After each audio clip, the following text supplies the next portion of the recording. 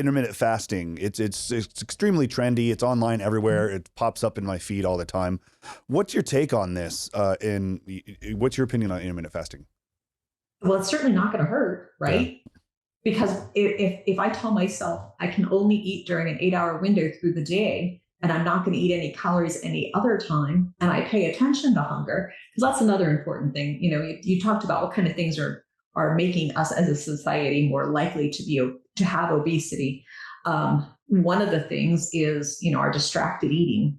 So you're at least compressing your distracted eating time period down to 8 hours or whatever it is your feeding window is going to be. Okay. So you're likely to eat less calories. Now, if you're going to eat twice as many calories in that 8 hours as you would have in a day, it's not likely to work, And so that's the question. What is it about intermittent feeding that's making a difference?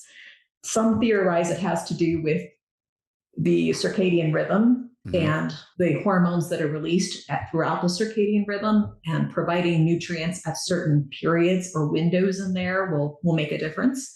And some people say that that's not it at all, that what's actually making a difference is the amount of time that you're allowing yourself to eat, that you're limiting it to a certain period of time. So that's a better way to control your calories. Yeah.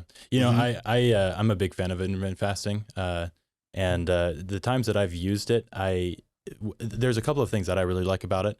One, it doesn't cost anything to not eat anything. And it's two, when you look at a lot of the different popular diets that are around, it's very prescriptive. You have to go out and there's a lot of rules, and it's like, okay, these are in and these are out, and you can't eat this, but you can't eat those. And it's really complicated. Fasting is incredibly simple because it's literally just like, don't not eat. eating. Yeah, exactly. And the other thing that I've really noticed from it is that you get a huge, once you get past those first couple of days where you're really hungry, once you get past that, I've noticed a huge level of increased focus, and being able to like stay to task and not have to worry about going and eating. And another big thing that I noticed as well is when I would eat lunch, I would like crash hard after eating lunch. After I started doing intermittent fasting, my energy levels went through the roof, and it just like, it felt amazing. So how long would you fast? What was your rhythm? So I initially started with just skipping breakfast. I think that's pretty common for people that are just starting to start it out. I eventually got to the point where I would do 1 meal a day, where essentially I'm only eating dinner, and I'm making sure that and this is a benefit for me, is I feel like eating 1 meal a day, I'm able to pool all the resources I would have put into breakfast and lunch to buy organic foods, buy real, because they're generally whole foods are a little bit more expensive. And so I go out and I'm able to utilize the money I would have spent on those meals and really funnel it into getting high quality ingredients for my dinners, so that the food that I'm putting into my body are giving me the most nutrients and get the most bang for my buck.